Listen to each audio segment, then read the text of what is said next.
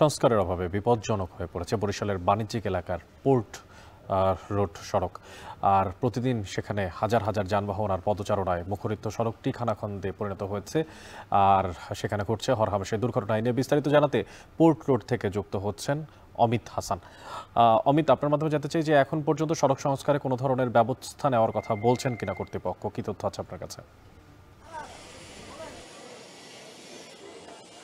অনেক একটু জানিয়ে রাখি, দীর্ঘদিন ধরে সংস্কারের অভাবে কিন্তু এই বেহাল অবস্থায় পড়ে রয়েছে পোর্ট রোড সড়কটি, এবং এই সড়কটি থেকে বরিশালের যে বাণিজ্যিক এলাকা বলা হয় এখান থেকেই কিন্তু বেশিরভাগ যানবাহন চলাচল করে থাকে। বিশেষ করে ফলের আড়তগুলো রয়েছে, মাছের আড়ত রয়েছে, এছাড়া বিভিন্ন ধরনের পেঁয়াজ, রসুন, আলু সহ বিভিন্ন ধরনের পণ্যের আড়তগুলো যেহেতু রয়েছে, সে কারণে কিন্তু এখান থেকে বিভিন্ন দেশের বিভিন্ন প্রান্ত থেকে আসা ট্রাকগুলো এই রাস্তায় কিন্তু ব্যবহার করে সেই আড়তগুলোতে যায়, যার কারণে কিন্তু এই সড়কটি এই অবস্থায় পড়ে থাকার কারণে কিছুটা বেগ পেতে হচ্ছে এবং দীর্ঘ সময় ধরেই দেখা যাচ্ছে যে যানজটের সৃষ্টি হয়, এবং যে বাজারগুলো হওয়ার কারণে এখান থেকে যে বরিশালের যে নগরবাসী রয়েছে তাদের আনাগোনাও বেশি থাকে, এবং মাঝে মধ্যেই দেখা যায় যে এখানে দুর্ঘটনারও সৃষ্টি হয়। যেহেতু এই রাস্তায় খানাখন্দ রয়েছে, সে কারণে এই যে সিএনজি থ্রি হুইলারগুলো রয়েছে কিংবা রিক্সাগুলো রয়েছে সেগুলো যাতায়াতের সময় দেখা যাচ্ছে যে এই উঁচু নিচুতে পড়ে আসলে তাদের যে দুর্ঘটনার শিকার হতে হয়। এবং আরেকটু জানিয়ে রাখি যে কর্তৃপক্ষ বলছেন যে খুব দ্রুত সময়ের মধ্যে এই সড়কটি সংস্কার করা হবে, এবং কিছুদিন আগে নৌ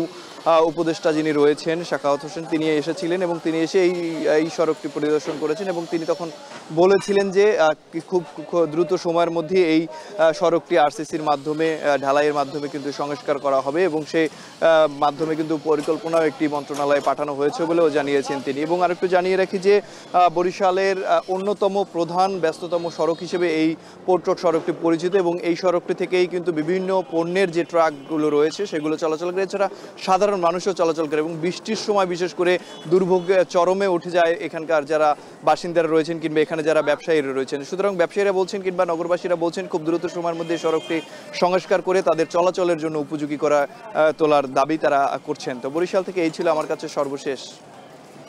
অমিত হাসান যুক্ত ছিলেন বরিশালের পোর্ট রোড থেকে। সেখানকার যে সংস্কারের সবশেষ খবরাখবর রাস্তা, তার বিষয়ে সবশেষ খবরাখবর জানাচ্ছিলেন তিনি। এবার একটু চলে যেতে চাই বগুড়াতে। সেখানে আছেন আমাদের সঙ্গে রাজীব সেলিম, এবং সেখানে তিনি যে বগুড়ার ফাতে আলী সেতুর নির্মাণ কাজ, সেই নির্মাণ কাজের বিষয়ে সবশেষ তথ্য আমাদেরকে জানাবেন।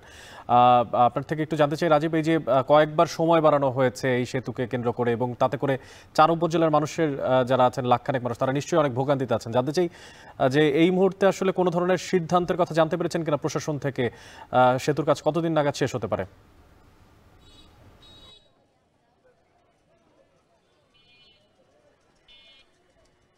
অনেক এখন পর্যন্ত এই সেতুর নির্মাণের যে মেয়াদকাল সেটি কয়েক দফায় বাড়ানো হয়েছে। আমরা দফায় দফায় নির্মাণ সংশ্লিষ্টদের সাথে কথা বলেছি, তারা বরাবরই বলছেন যে আর 2 মাস 3 মাসের মধ্যেই শেষ হয়ে যাবে এমনটি বলছেন।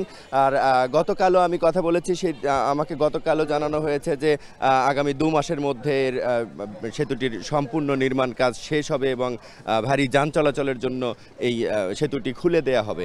আমি একটু জানিয়ে রাখি যে এই সেতুটি পূর্ব বগুড়ার যে 4টি উপজেলা রয়েছে, এই 4টি উপজেলার মানুষের প্রধান ভোগান্তির কারণ এখন এটি। বগুড়া শহরে প্রবেশ করতে এই সেতুটি পার হতে হয়। এই সেতু দিয়ে ভারী যান চলাচল না করায় আসলে সাধারণ মানুষ পায়ে হেঁটে যাতায়াত করে। 4 উপজেলার প্রায় 12 লাখের বেশি মানুষের এই ভোগান্তি। এছাড়া এই সেতুটির ওপারে অর্থাৎ এই করতোয়া নদীর পূর্ব পারে একটি বড় বাজার রয়েছে এবং পশ্চিম পারে বড় একটি বাজার রয়েছে। এই দুপারের বাজারের যে পণ্য পরিবহন, সেই পণ্য পরিবহনে ব্যবসায়ীদের ভোগান্তি পোহাতে হচ্ছে। এছাড়া জরুরি যে সেবাগুলো রয়েছে সেই জরুরি সেবাগুলোতে আসলে সাধারণ মানুষ খুবই ভোগান্তিতে পড়ছেন। অ্যাম্বুলেন্স এবং ফায়ার সার্ভিসের এই পথে যাতায়াত করতে পারেন না, ঘুরপথ ঘুরে আসতে হয়, প্রায় 5 কিলোমিটার পথ ঘুরে আসতে হয় জরুরি সেবাগুলোর জন্য। এই অঞ্চলের মানুষের বগুড়ার যে পূর্ব অঞ্চলের মানুষের দাবি এই ব্রিজটি দ্রুত নির্মাণ কাজ শেষ করে সাধারণ মানুষের জন্য খুলে দেওয়ার, কিন্তু এটি নির্মাণ সংশ্লিষ্টরা কোনোভাবে আমলে নিচ্ছে না এবং কাজ বরাবরই বিলম্বিত হচ্ছে। দফায় দফায় মেয়াদ বাড়ানোর পরেও কাজ শেষ হচ্ছে না। এই ছিল আমার কাছে বগুড়ার ফতে আলী সেতু থেকে সব শেষ। বগুড়া থেকে যুক্ত ছিলেন সহকর্মী রাজীব সেলিম। এদিকে কুমিল্লার পুরাতন গোমতী নদীতে ঘিরে 220 কোটি টাকার প্রকল্প নিয়েছে কুমিল্লা সিটি কর্পোরেশন। এ বিষয়ে বিস্তারিত জানানোর জন্য আমাদের সঙ্গে যুক্ত আছেন খালেদ সাইফুল্লাহ। খালেদ, কবে নাগাদ আসলে প্রকল্পের কাজ শুরু হবে এবং সবশেষ খবর আপনার কাছে কি আছে জানাবেন?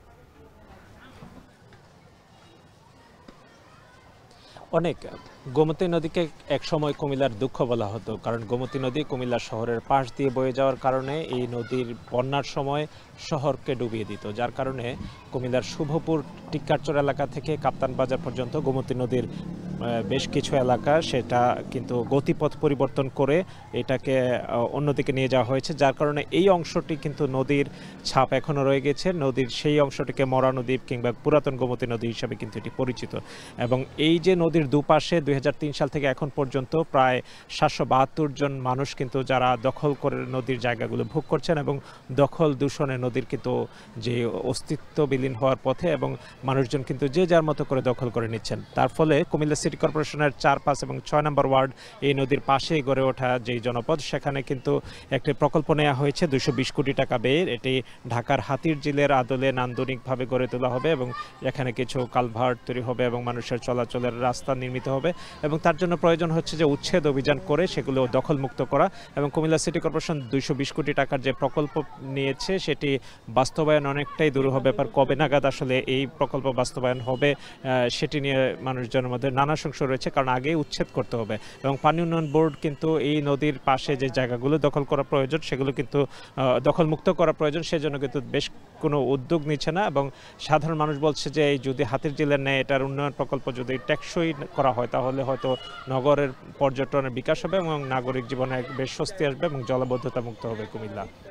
অনেক কুমিল্লা থেকে যুক্ত ছিলেন সহকর্মী খালেদ সাইফুল্লাহ।